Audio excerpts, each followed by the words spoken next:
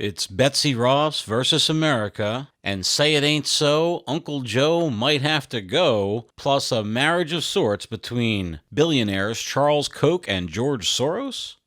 Right now on this episode of The Uprising. LibertyNation.com. They're the resistance, but we are the uprising. With Scott Cosenza. I felt this thrill going up my leg. There's not going to be a President Donald Trump. A president! Can you believe it? This is somebody who knows what's right and what's wrong. You know what podcasts are, by the way? Talk shows for people who cannot make it in talk radio. I just want to say to the men in this country, just shut up, do the right thing for a change. I think possibly that's the most unattractive form in which prejudice can be met in this country, is the rage of the entitled. Welcome back to The Uprising, a podcast of LibertyNation.com. This is your host, Scott D. Cosenza. I'm here with the immediate past host. I got it wrong already. I'm here with immediate past co-host of The Uprising, Tim Donner, who joins me as my guest in studio for the full show today. Welcome, Tim. Thank you, Scott. And by the way, I'm instituting a new guest privilege. Is that right? For the podcast. We'll take it under advisement. It's no. I'm going to just jump right into it. Word of the week. I'm going to introduce like one word that will sort of set the theme for the week. And the word this week, we're not going to reveal exactly when this word will come up, but it will come.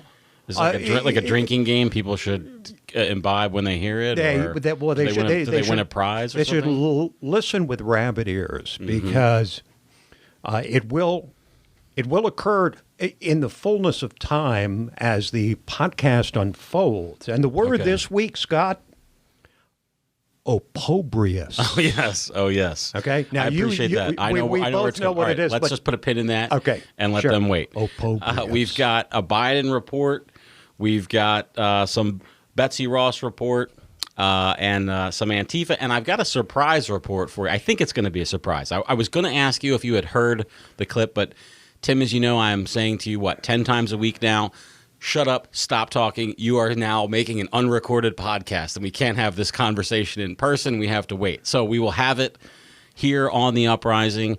I know the Biden news is small, but we'll do it at the top of the show. Why don't you go ahead and tell us what, as the official Joe Biden for president correspondent to The Uprising, what did the week see in those politics? Well, it's with a hint of sadness that I have to file this latest report on Joe Biden because, Scott, if there's many more like the report I'm about to give, there will be no more Biden reports because he will be out of the race because he has... You will have to go to Bethany Beach and catch him on the That's dunes. True. That's true. Right. That's true. Get a reprise performance worthy of the dunes of Delaware, I might add, right.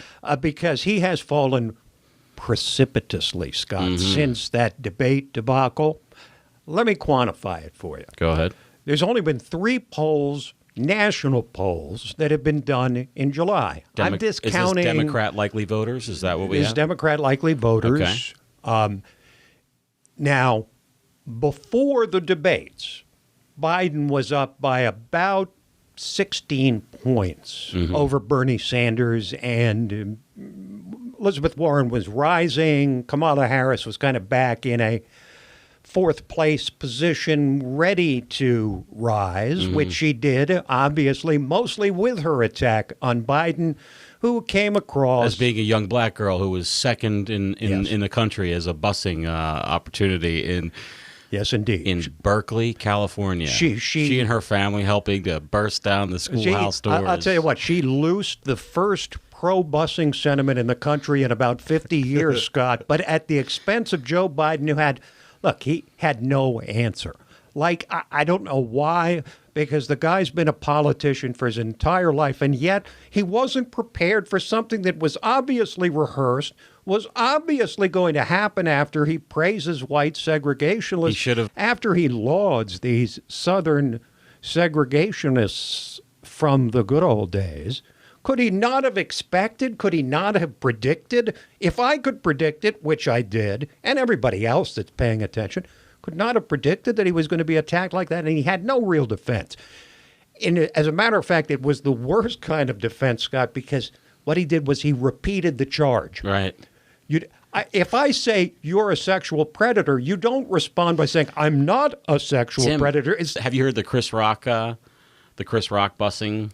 I don't think I have, and I'm sorry I haven't. It's basically like, I had to spend an hour and a half getting to school and back each day. You think maybe that's responsible for my poor performance and with a bunch of kids that hated me instead of going to school in my own neighborhood, That's very good. Anyway. That's very good. So that's why I say it's with a hint of sadness because, honestly, Scott, I think Biden is fading so fast after one debate that we may not be doing these reports for long because he might just drop out of the race. Now, to get back to the original point, there's only been 3 polls done in July. And considering those debates were on the 29th and 30th of June, I don't count any polls from June. Right. A 16-point lead has now diminished to 11 points in the ABC News Washington Post poll, but to 4 points in the Economist YouGov poll. And are you ready for this? 2 points in Quinnipiac. I think Quinnipiac is probably the better of those polls, too, isn't it? Well, I mean, the average of theirs is about 6 or 7 points for a guy who was up 16 points and lost 10 points. Are those all going to one debate? To one candidate? Are those points? Were they? The majority of it is going to Kamala Harris. Some is going to Elizabeth Warren. But also some news that's flown a little bit under the radar because we talked about Biden versus Bernie. Biden versus Bernie. Do you want the progressive or the old-time liberal? Bernie did not benefit at all. Bernie has dropped into 4th place nationally, and that's a big story, too. There doesn't seem to be a good reason for that. Do you agree with that statement? Like, Bernie has he revealed himself to be, a less-than candidate, or have other candidates been stellar in ways that if you were for Bernie 2 weeks ago, maybe you're going to put your lot with somebody else now? He's not the new thing anymore. I mean, he's old news. He missed his moment. So Kamala is the new black, and she's the new. I said that without ironic intention in any case. She's the new hot. Yeah. Kamala's the new black. Right. I mean, she is. Now you'd think that there is, because let's be honest, when it comes to authenticity, nobody can beat Bernie. He's a legitimate, honest socialist. Well, and he admits it. Yes. He calls himself that. Except maybe Trump. But Trump may be more authentic than Bernie, but yeah. Well, I said authentic progressive. Oh, okay. Authentic. I didn't hear the progressive socialist. part. Well, Right. I actually said socialist, but what's the difference? Okay. He has. Yeah, he didn't just come to it because, like Kamala Harris, if it was a law and order mindset, right? You would never hear anything about any progressive type thing. It would all be, when I was a prosecutor here, this is what I did. When I was a prosecutor there, this is what I did. I'm the person to prosecute this. It's about her getting power. And I do think that, while I loathe all of Bernie Sanders' policy positions, just about all, they're honestly held. I think if you said, hey, I can make you president, but you have to be a corporate shill, he would say, absolutely not. I don't want to do that. No, his positions are honestly held. Kamala Harris would buffle you over to get to the... Absolutely, and I think that will be revealed in the long run, but she's the hot ticket now. Look, she's attractive. She's well-spoken. She can attack. She can be soft. She can smile. She has a nice smile. So it's working right now. She's a flavor of the week or the month and maybe longer, but she's done it at the expense of Biden and Bernie. And she's had to work twice as hard to get half as far, Tim. Don't forget about that. Yes, she's a woman of color, and that's, We all understand that from the get-go. For that Scott. alone, Yes. I think she should be. Well, let's put it this way. Bottom line, there's only 5 real candidates left. And Biden is barely clinging to a first-place lead, probably won't hold it past the second debate. Kamala Harris has risen to a strong second, challenging for first. Elizabeth Warren picked up a little bit in that debate. She didn't disgrace herself or do anything to disqualify herself. Bernie Sanders is a fading 4th place right now. And the only other guy that's in it at all is Pete Buttigieg, who really didn't pick up or lose support from that debate. Everybody else is just window dressing. As a matter of fact, this was interesting. It was drawn by lot who was going to be in which debate. Right. But in the first debate, it was Elizabeth Warren by herself against a bunch of political midgets, vertically challenged people, sorry. And her her support level was higher than the other 9 candidates combined. Wow. Now you got a bunch of people like Klobuchar and Booker who are at 2%, 3%, but they're barely making. Okay. Thank you for that report. We'll maybe it's just a changed America that can't abide Joe Biden, who had made political compromises with people that he maybe disagreed with on those issues. That's what Kamala beat him for. And yet it's true that Democrats writ large, rank and file Democrats, I'll point to this again, in a recent poll, credible poll, 75% of them said they want solid, steady leadership, quote unquote, rather than, quote, a bold new agenda. So the candidates themselves are completely out of touch with the rank and file Democratic voters, which leads to a potential electoral landslide. The way I figured it, there's only 9 states that I think Trump has no chance of winning. 9 states, 3 on the West Coast, 1 in the heartland, 5 in the East. He could win 40 states if the Democratic Party puts forward someone like a Kamala Harris who's a truly radical social justice warrior, because there just isn't a market for that, Scott. Perhaps Biden's demise for being, as you say, a liberal and not a progressive is really demonstrative of something else that's going on in the country. Now, you say a radical progressive couldn't get elected, but I rolled my eyes at this story, and I was surprised that a number of other people who I don't generally take political cues from thought it was profoundly disturbing, and they are liberal Democrats, not progressive Democrats, but liberals. And this is the story about Nike canceling the sale of shoes bearing the Betsy Ross flag because Colin Kaepernick tweeted. Did he call him or did he just tweet about it? Is he so big now? He just tweets. He just tweeted. It's beneath him to actually call him. Yeah. So he's paid. Do you know what his contract with Nike is worth? It's something like. Don't quote me on this, but I think it's like $10 million. All right. Well, whatever it is. I could be wrong, but it's in the millions. Right. He's a multi-million-dollar spokesman for the Nike company, So when I read the story, I was like, "Oh, here they go again, Nike." And who knows? They could have even done it just to get their, how much millions of dollars of press was that for them? Their name in the news. But the people that I know that are these sort of, I think of them as like JFK type Democrats. They believe in a fairly strong social safety net for most people, but also you got to go to work, you got to pay your taxes, you got to, not a lot of, and they love the country. Yes, and they're patriots. That's right. You know what? I'm glad you said that because I don't think I would have included that data point, and it's a super important data point. It is. They're not people who think that because America had slavery as its origins and the legacy thereof, it is beyond redemption, as so many of these other folks seem to think. Right. That's the dividing point, and Biden is the only one running on that basic platform that America is great, that he loves it, that we should be patriotic. You don't hear any of these others. Now, I'm not saying they're all unpatriotic, but that they're not running on patriotism. Roger that. That's for certain. Yeah. When you read, what was your reaction when you heard that story?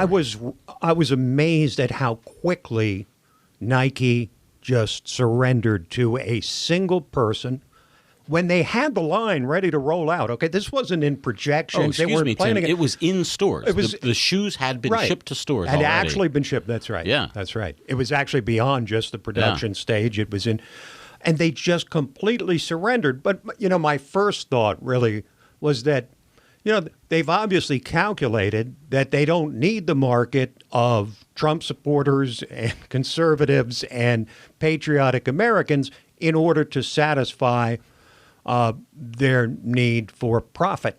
It apparently can be done among the resistance and those who are sympathetic with them and those who are not, don't really care one way or the other. They must have made that calculation because Nike is just as capitalist as every other business, is it not? I claim as one of the sort of intellectual heirs of the Uprising.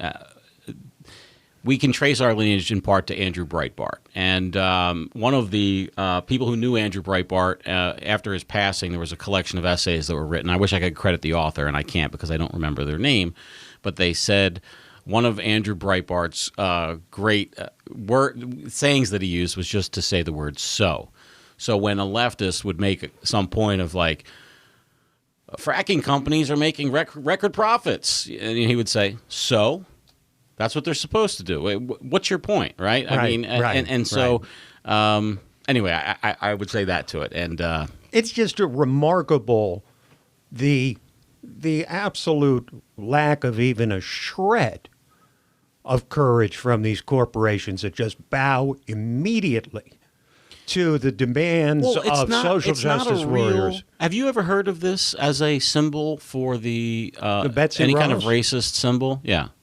In the last week. Right. No, it wasn't before. But anything that goes back to the founding. At least one or two jokers who did. In other words, some neo-Nazi guy. But the reply should be, hey, some wingnut took this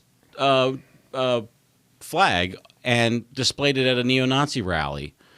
You can't display this rally. Why? Some neo-Nazi did. So what? I'm not doing that. If the symbolism matters, right, the symbolism that the vast majority of the people actually overpowers. What happens, Tim, is if you cede the field, right? If I take some symbol and I display it as a symbol of hate, and you say, "Oh, well, I can't display that symbol," and I've now won the symbol game. You've agreed with me that's a symbol of hate. I don't agree that the Betsy Ross flag is a symbol of hate or racial anything. Because you're not going to surrender like the Nike Corporation did. Let me put it this way, as I have to several people left of center. They'll point out, well, here's a Nazi or a neo-Nazi or a white nationalist or an openly proclaimed white supremacist saying they support Trump. There's a so. Because I'll say to them, well, I think there were some communists that voted for Obama. Does that make Obama a communist? Well, no, of course not. Mm-hmm. Point is, we got two parties, right? And so you have people at both ends of both parties. You've got John... Tim, as a former dues-paying member of the Libertarian Party, I will have to say we do not have... two predominant parties. Yeah, all right. I'll allow that. But, Go ahead. you've got John Kasich and Roy Moore are both Republicans. Yeah. Okay. They're entirely Mitt different Romney kind of people. and Donald Trump are both Republicans. Joe Manchin, How about that? Joe Manchin and Michael Eric Dyson. Yeah. Speaking of which, all right. Nice segue. Well, that brings us to it. So this is Professor Dyson, excuse me. Is it doctor? We do Are you kidding me? And it this needs guy's to got be more honorary doctorates probably than but the thing that we need to do is not just call him Dr. Eric Dyson. Right. We need to do it in like a hushed tone. Like, so according to Dr. Eric Dyson. All right, I'm going to articulate the pointer over the radio button to initiate the implementation of the ones and zeros in the audio file. What an opprobrious thing to do. What about the argument that some have made this is PC culture run amok? Yeah, because, words matter, symbols matter, too. Why don't we wear a swastika for July 4th? Because, I don't know, it makes a difference. The cross burning on somebody's lawn. Why don't we just have a Nike, celebration of the cross? Well, because those symbols are symbols of hate. Are we not supposed to wear swastikas on 4th of July anymore? Did I miss a memo? I didn't get that memo. I didn't. Right. I was not informed. I was. Here's where he talks about the reasonableness, by the way, of minorities in political correctness. But the Betsy Ross flag, Tim, trumps any kind of level of reasonableness or accommodation. Please use a different verb than trumps. That's how serious it is. So we can take PC culture back. It's amazing to me the people who cry the loudest about PC are the ones who didn't show up when the offense first occurred, who didn't defend the people who were victims of white supremacy or racism or sexism or misogyny, but now pop up and say, hey, let's not be too PC. If you ain't fought the battle, if you haven't celebrated the process, you can't acclaim the product. So at this point, I think people need to be honest about it and say, it's not a matter of PC. There are many people within communities of color who understand complexity, complication. You can't have it the way you want it. But something so glaring and so apparent, that has to be dealt with. So glaring and so apparent is the Betsy Ross flag. I'll ask you the question back. God. Was it ever an issue before? I've never heard of such a thing. This is like the OK symbol. You know about the OK symbol? Yes, right? Yes. It's a symbol of white supremacy. Well, it's not, of course. Right? No, it isn't, but that's what they say. Yes, right. Yes. Look, it's just these kind of culture wars that were a vastly underrated factor in Trump's victory in 2016. People are fed up with this stuff. They are fed up with the flagrant anti-Americanism. These two Kennedy Democrats I was telling you about, they both think that it's going to play in the election, that it's going to be a big deal, that Americans are going to see this and say, like you say, okay, we're done with this. No, this is it. We're not going to do this. Look, ask George McGovern, ask Walter Mondale, ask Dukakis, okay? Ask any of these candidates who ran as what in their time were radical leftists or well-known entrenched liberals. In the case of Mondale, McGovern was considered downright radical. Okay? Ask them what happens when you run on a far-left platform. They both lost 49 out of 50 states. Has the country changed that much since then? I don't think so. Tim, if the country was, or the Democrat voting base was made up of Twitter people, right? If that was like the majority of people, then that would be, I think, the case. It would have changed that much. But we don't see that. I mean, most people don't have Twitter accounts and get their politics from Twitter, right? God, I pray that's true, Scott. But I can't tell you that it isn't. I look, 60 to 70%, this isn't Twitter, but it's Facebook. 60 to 70 percent of people on Facebook get their news through Facebook. Yeah.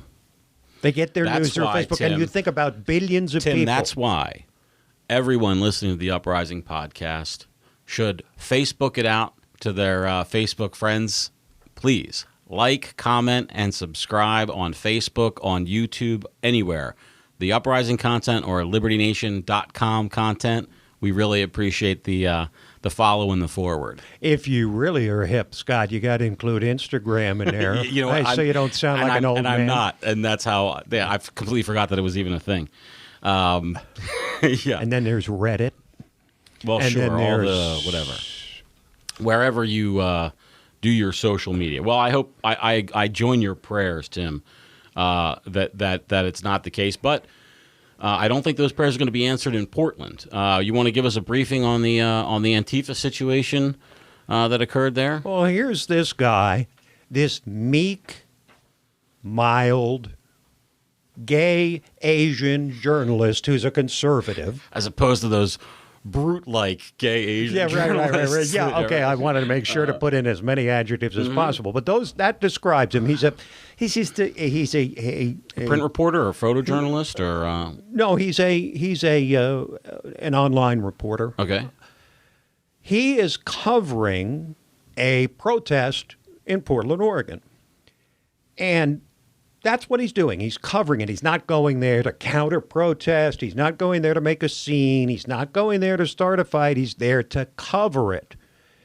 Now, he turns around as he says, you play the sound bite. All right. Antifa on the loose. While hearing people chant, "No hate, no fear," I'm suddenly bashed on the back of my head. A mob of people, all dressed in black and wearing masks, started beating me with their fists, and some of them used objects to hit me. I put my arms up to try to shield my face, as well as to signal to them that I was surrendering and that I wasn't there to fight, but that really signaled to them to be more aggressive. So then they started dumping eggs, throwing it at my face, which blinded me, and I was kicked some more, punched some more, and all this time I kept thinking, where are the police? You know, Ricky Gervais, the actor, comedian, and leftist, who is a stalwart defender of free speech, said, it's interesting that the people who say that that throwing milkshakes at someone is not an assault, say that words are an assault. But actual assaults aren't assaults. Roger that. I mean, the way you can really summarize this, Scott, is here's a group that's anti-fascist using classic fascist tactics. Well, they call themselves anti-fascist. You know what they or are? They're Scott? totalitarian, is perhaps They the are better way to say it. totalitarian. So actually, fascist may be inappropriate. It may be just right to say they're totalitarian. But you know what they are? Bottom line, they're cowards. They walk around with their masks so they can't be seen. Just because Nazis and Klansmen and Antifa all have to wear masks when they do their dirt doesn't mean that they're right, indistinguishable from one another. I mean, they strut around in those masks, and you know what they do. It's not dissimilar to something we were talking about the other day. Wilding. They go into a crowd, identify conservatives, and then just go off on them, start beating them with baseball bats and metal bars and who knows what else. In this case, milkshakes, throwing eggs at them. Well, I love what he says. They said that there was concrete in those milkshakes too, by the way. So these aren't people who are just trying to make fools out of people, but to actually physically damage them. It's real violence. I mean, think about what that guy said. I'm listening to them screaming, no hate, no fear, and then I'm bashed on the back of the head. Yeah. Like, that is, what anti-Antifa protesters or counter-protesters should do is instead of trying to hit them back, pull their mask off. Pull their masks off. Go after them, pull the masks off, and expose who these people are who go around just like those kids in Central Park in the 1980s, wilding, just indiscriminately bashing people over the head and sending them to the hospital. What about some guidance from the political leadership? The mayor of Portland says they're okay with the police sitting back and doing nothing while this happens. As a matter of fact, can you imagine if the mayor? What's the most conservative city you can think of, just off the top of your head? Maybe like Indianapolis. Okay, something so like the that. conservative mayor of Indianapolis, if there is such a thing, and there's an Obama rally, and there's a bunch of racists who throw eggs at black people because they're racists, and that's what they're doing, right? And he just says, "Well, it's a violent situation, but we're gonna hold back. Nobody's getting murdered or anything. It's just, obviously it's unfortunate, but it's a powder keg." No, they would say, "Go in there and arrest those SOBs." As well, they should. Same thing for Antifa, except it's worse because it's actual serious violence. That there was actually there were two storylines to this, which some thought one was more important, others thought the other one was. The first storyline was that this guy got assaulted by a bunch of masked marauders of Antifa. The second story, which drew equal attention in some quarters, was the lack of police response as this demonstration was taking right outside the municipal government building where all the authorities were. So it could hardly not be seen as a deliberate turning away from trying to bring these thugs to account. Will we get through the next election cycle without an Antifa or a MAGA person getting killed in a political protest rally situation? You have to feel it's inevitable, don't you? Yes, I do. I mean, feel somebody's going to go too far. I feel like one of these Antifas is going to block an intersection, and some guy with a gun who's trying to get his kid to the hospital with a wound or whatever is going to say, I'm not here to play your political. I don't even know what you're talking about. Just get the hell out of my way, and it's going to be I think though that Antifa probably is well versed in how far they can go in bashing someone's head in without actually killing them. Because they have to know. Well, I would think. Oh, I think. If they have any sense of organization at all. Yeah, I don't think they train on that point. And as a matter of fact, I saw these kicks that the one person was delivering. You know, the law in most states, or when I was in law school, the law in most states, that's how I should say it, because these things can change, but to kick someone with a shoe on, it's called with a shod foot. It's a special kind of attack in the law. It's not the same as punching somebody. Right. Okay, when you kick somebody with your shod foot, it's so easy to do massive damage, including killing someone, that it's a special kind of an additional charge. You know, you talked about Twitter. How about we start a Twitter campaign right here and now? Hashtag unmask Antifa. The point being, don't try to oppose them. Don't try to shout them down. Don't try to counter their violence with yours. Just go for the mask. Go right for the mask. Pull it off and unmask Let me them. just say this as the lawyer in the party here. If they have already initiated some assault, then perhaps that's a sound course of action. But when do they not? I think that a lot of times what they do, in fact, part of that wilding thing is one of the successful ways in which they engage in that behavior, Tim, is let's say, for instance, they've got 20, 30 people all dressed the same. Yes. If between 4 and 7 of those people can be ultra violent and the others not, and if they're all dressed the same, they kind of they disperse themselves between the group. It's a method for them to get away with that violence. So it reminds me of the old movie, and I'm struggling for the name. It's not that old, maybe 20 years old, where the way that they steal a massive amount of gold is they send in 20 guys all wearing top hats, right? And the cameras are overhead, so you can't see past the top hat. So and they're all wearing the same black outfit, so they all look the same. It sounds like a British production. Yeah, it does. All right. I think it was. I'm going to remember the name before we stop recording.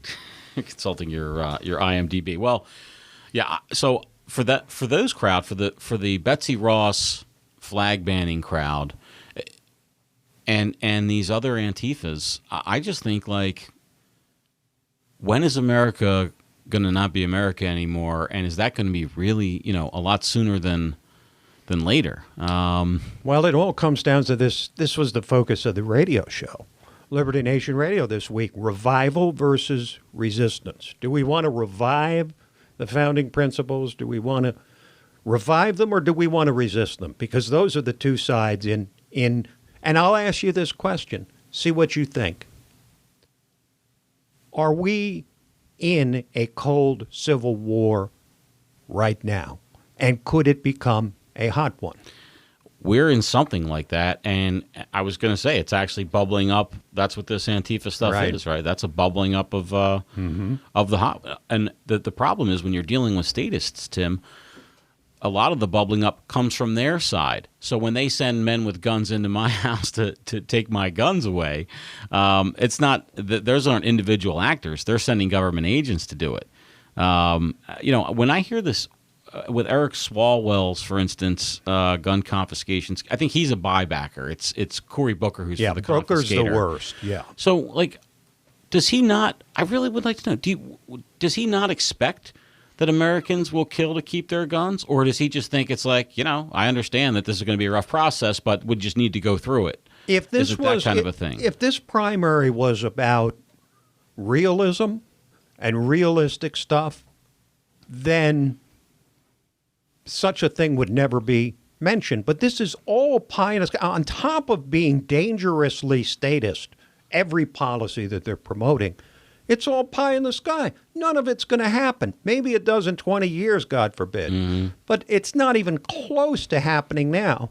So as one of the candidates said at the debate, which was John Delaney, the congressman from Maryland, he goes, we're not going to get anywhere with pie in the sky promises.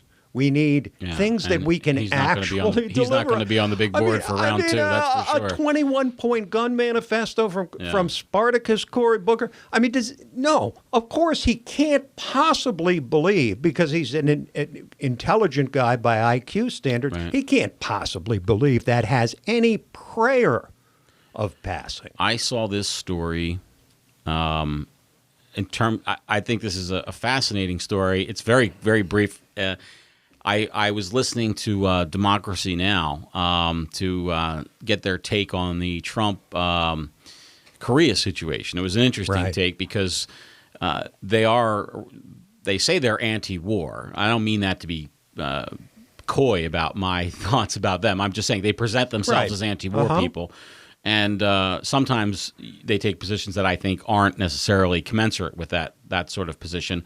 But anything in terms of the Korean question, if we're not shooting at each other and there's dialogue and handshakes, and that's absolutely a positive thing. If you're not making war with someone, you are making peace with them, and so that's good. So I was shocked when I saw some of the criticisms of, like, I don't know if you saw, like, in the talk shows or whatever, Bernie and what's her name, Klobuchar were like, they were trying to criticize Donald Trump in the strongest possible terms without committing themselves to the idea that what he did was not the right thing, so that if it really worked out, then they would not have to buy into it. There's the politician. Well, we're not saying what he did was wrong. We're just saying there should be more involvement with the State Department. But he needs more than a photo op at the DMZ. It's just a big show. It's all about Trump. I mean, he could actually achieve world peace and not get a Nobel Peace Prize like. Well, he wouldn't get a Nobel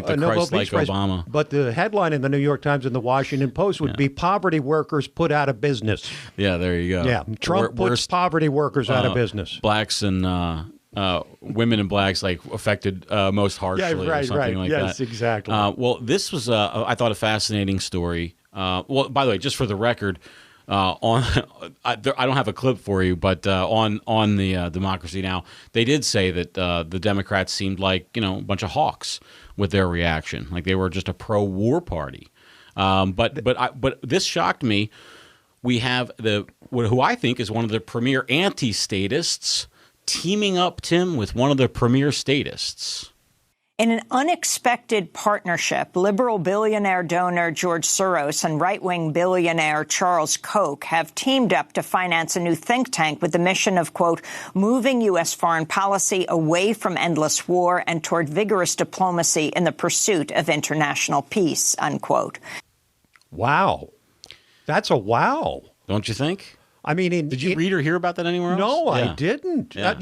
Now, theoretically, it makes sense because the Kochs are for what the critics would call an isolationist foreign policy, and Soros is an internationalist, of course.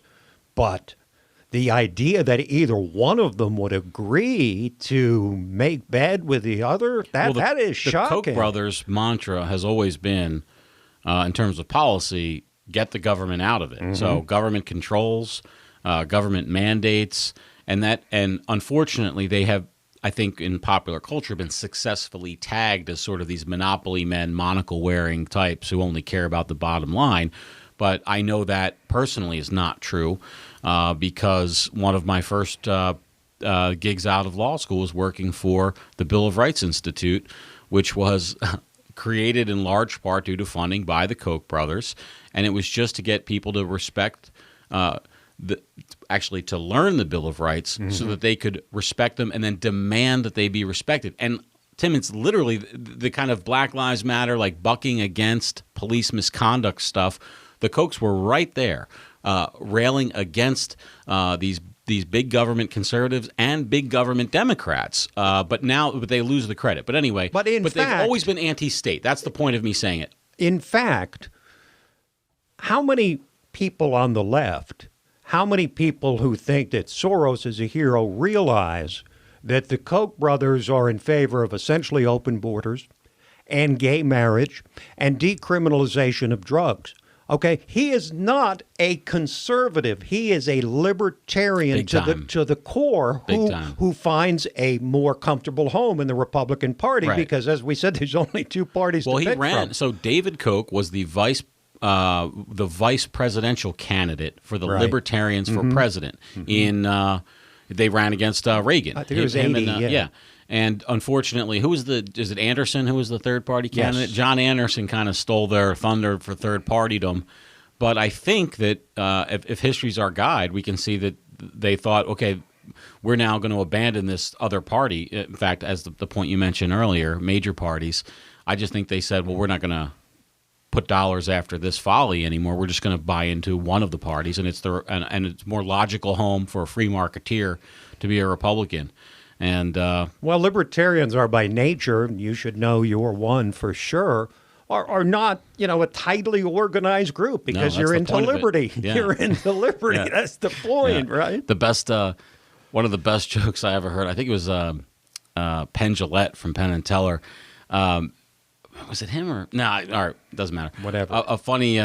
Like libertarians. There's a lot of atheists in libertarian circles. It seems like, and one of the funny jokes that I think can be going for both of them is somebody asked the atheist to go to one of these like new atheist type meetings, whether it was Richard Dawkins or somebody like that. He's like, the best part about being an atheist is I don't have to go to any meetings. Yeah. So, like, no. Right. Yeah. The libertarians are a there's no Sunday meeting, right, Sunday morning meeting of atheists. But libertarians similarly do reject, I think, classification and organization, except for generally the idea is rejection or embracing of the non-aggression principle, rejection of state power as the best means to get something done. Yes. As a matter of fact, I don't know if you saw this, but Kamala Harris raised her hand when the moderator asked, raise your hand if you would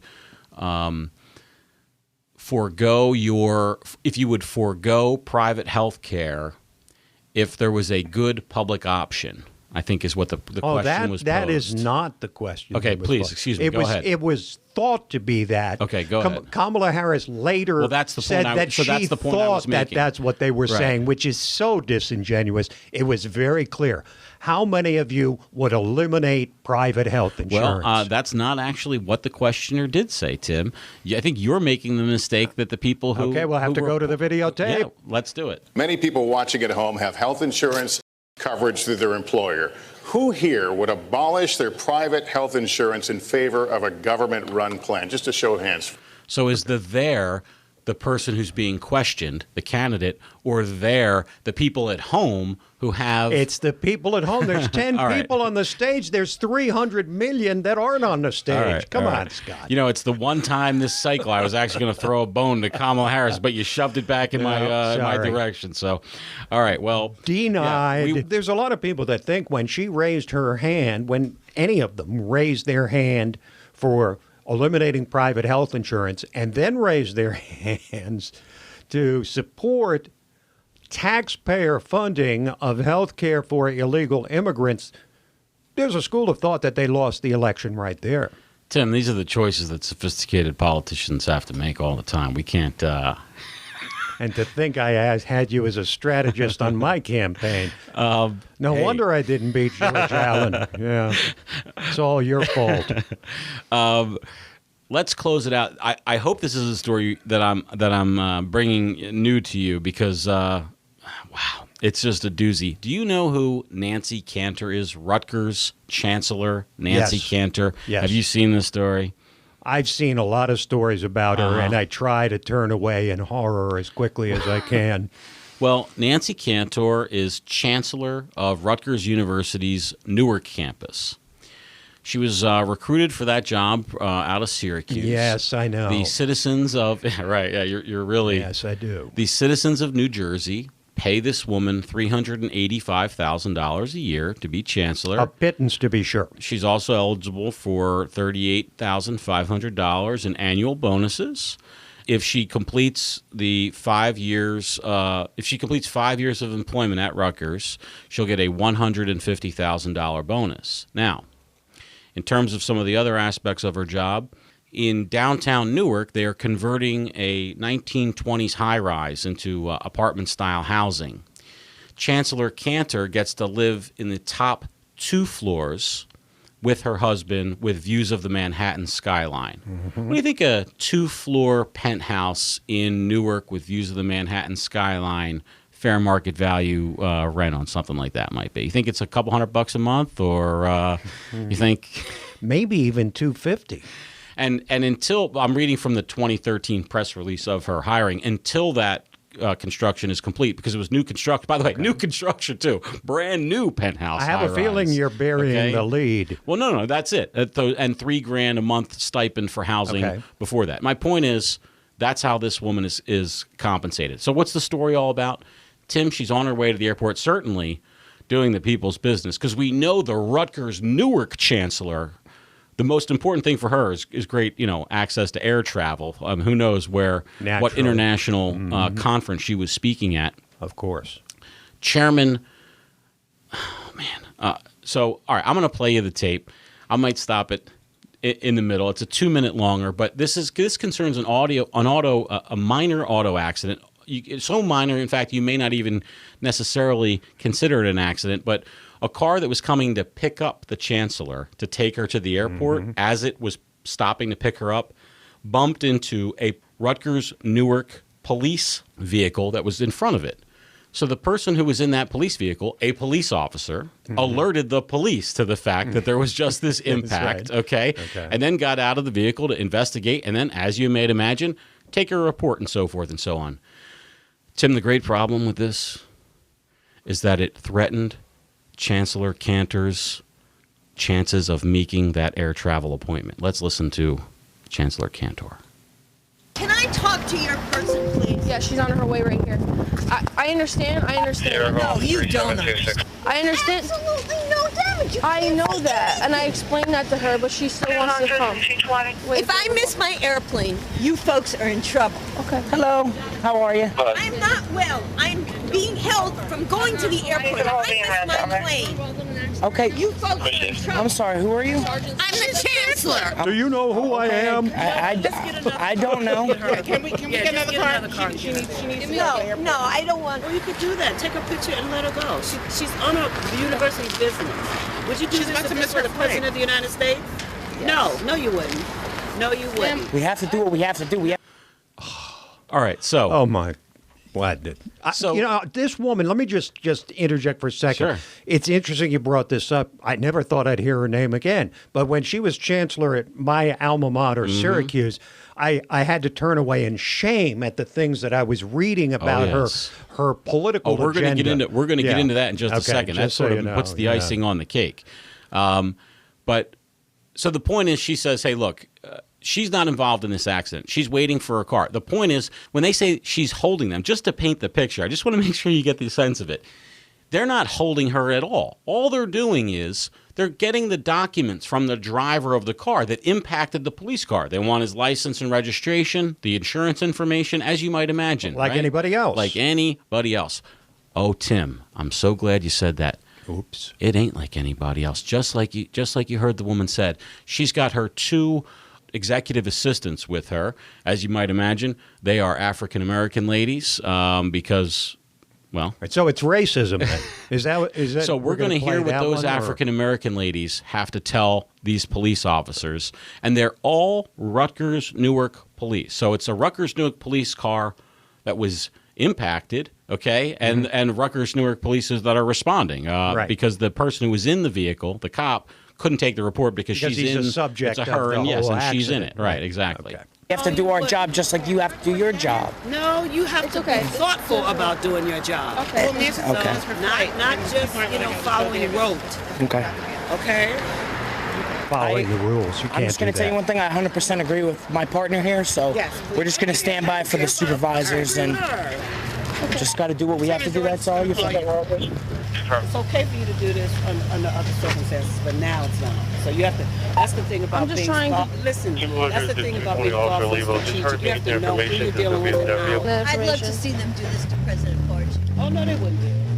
Can I just have your driver's license and insurance? He's a Rutgers police. What did he just say? The most ridiculous thing I've ever seen. Do you have? So just to complete the picture here, what the chancellor is demanding is that because it's a police vehicle, okay, and because it's Rutgers-affiliated chauffeuring, okay, it wasn't like an Uber, right? That's owned by Rutgers. It's all within the Rutgers family is basically what she's saying. Right. And because it's all in the Rutgers family, and because I might miss a plane, and because I'm super important and you are not, my needs should be surpassed. Now, Tim, if it was a private university and they were private security guards, that might be an appropriate thing to ask. But they're police officers. This is an accident on a public street. There are rules of law that apply, and they can't treat this woman differently. But here's the thing, and I realize this may prevent my future employment anywhere in the United States of America. The ladies of color don't understand that you can't go ahead and just do that because they can't be fired because they're women of color who work for a governmental organization. So they can't be fired. They can just do whatever the hell they want. Mm-hmm. And they're used to, I'm sure, accommodating the illegal needs of the chancellor because they're the chancellor rather than some lowly person. Let's hear some more of their guidance to think strategically. Get a driver's license with you? What did he tell you? I wasn't driving. Okay. Pleasant woman. You and him.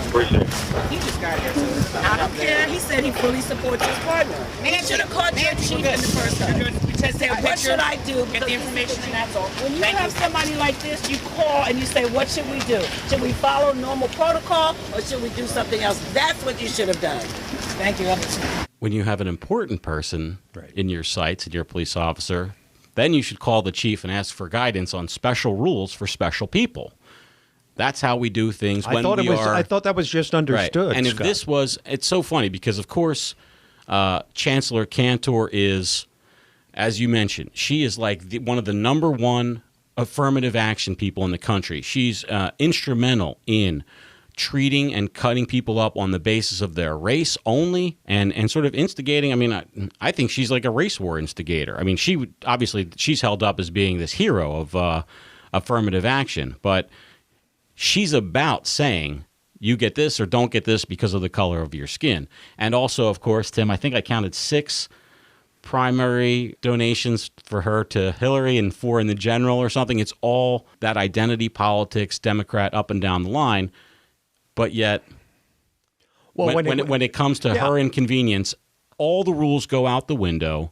And not only do the rules go out the window, it's not just the temper tantrum, but also that the cops who didn't accommodate her, they now have to worry about their job. Now, I did call the PD and the PIO for comment, and no response.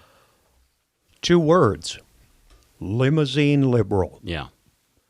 They have one set of values when they're inside the limo and another when they're out. I thought it was just so, something that just kind of confirms your suspicions and prejudices about somebody laid bare. I think this was that for me.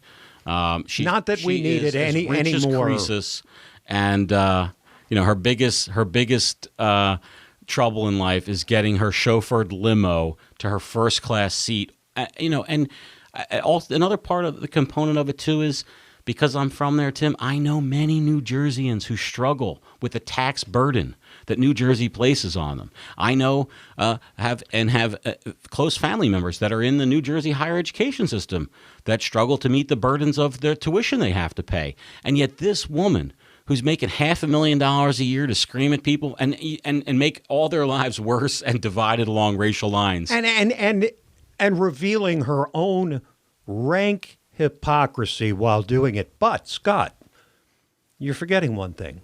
This woman has sacrificed a great deal by her willingness to work at a public university as opposed to one of those for-profit private universities. She took her Sarah Lawrence degree and put it to good use. Put it to good use in the Garden State.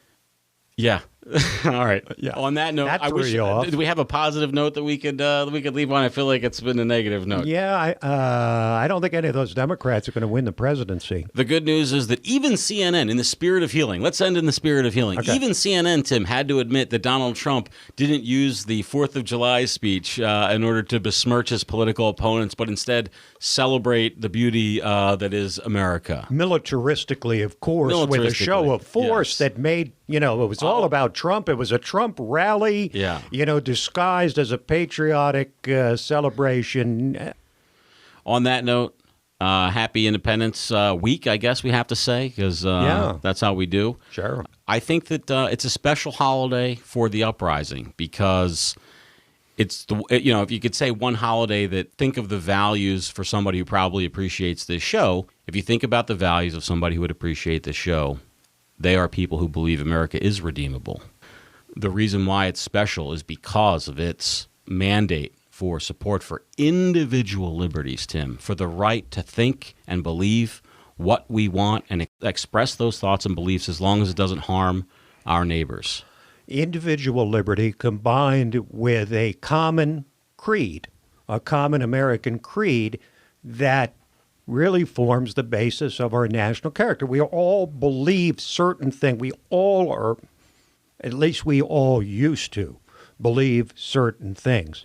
And that common creed, together with the individual liberty, the protection of, look at the Bill of Rights. It guarantees things that no other place in the world guarantees. Freedom of speech, freedom of religion, freedom, the right to bear arms, the right to a speedy trial, all the other, the bundle of rights that are included in our Constitution are unmatched by any other country in the whole world, 243 years after the inception of the nation. You know, when we did a segment for Liberty Nation Radio, we talked about, or you said you wanted me to talk about patriotism and the definition of patriotism. And I was thinking about, what is special about America. In other words, so blind patriotism, in fact, I think the example I gave on the air was one of the young North Korean guards guarding his chairman could, I think you'd be hard-pressed to say that he wasn't extremely patriotic, one of the most patriotic people.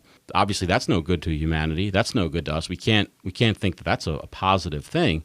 So why be patriotic about America? And the answer is because it is conceived in liberty, Tim. That the notion, we had slavery at the founding of this country, but the seeds of its destruction were in the document itself. It's not a side note to the document that we're about freedom and liberty for the individual. And when that became irreconcilable, now, of course, it was at the founding, but not politically irreconcilable. Right. When it became irreconcilable, slavery lost. Well, I think what the resistance and those people who despise the foundations of this country because of slavery refuse to acknowledge is that at the time of the Constitution, there was either the deal that we got or no deal. You put slavery in, the southern states don't sign off on it, and we don't get a Constitution. And the founders were smart enough to realize that we better take 90% of the loaf now, knowing that the 10% was going to be explosively divisive later on. And they were right. Less than 100 years later, we had a civil war. But we also sacrificed over 1 million souls during the Civil War. I think that to end slavery. I think that the better way to think about it in terms of accepting the goodness of America is, yes, they own slaves. That's not remarkable at all. Rich people in the 1750s owned slaves. About 6 or 7% of southern citizens owned slaves. About 6 or 7%. Slavery was an economic model. It wasn't just like some social thing where we just denigrate black people because we don't like them. That's how the economy of the South worked and depended on slavery. But even just throughout the world, there's this misconception now growing in popularity among America's youth that slavery was uniquely American. Yes. Like in human history, it was uniquely American. And they never came up with slaves. And they never think about... Rather than, excuse me, I want to make this point explicitly. Yeah. Rather than what's uniquely American is the rejection of slavery. The war against slavery. Yes. No other country has gone to war to end slavery. How many times do we need to say that? And the legacy of that war was horrible for liberty. But the point itself, yes, we went to war against it. So I don't think there's any conflict with being a patriot in America and saying that the best thing for human beings is individual liberty. And the reason why America is special is because we own the mantle of carrying that forward as a light for the world. Sovereignty of the individual. That's it. That's the beginning. That's the alpha and the omega. Thank you for listening to this episode of The Uprising. Thank you, Tim Donner, for joining us in studio. Please visit LibertyNation.com for all your conservatarian news and analysis 24/7, 365. And you know what to do. Like, comment, and subscribe. All the good stuff. Ciao. I was bused to school when I was a kid. Very hard being bused, man. Had to get up every every morning at 6 o'clock in the morning to go to school and compete with white kids that didn't have to wake up until 8. And that's not fair. No, say you got a lower mark on the test, they got a teacher going, oh, Chris can't read. I'm like, no, Chris is fucking tired, right?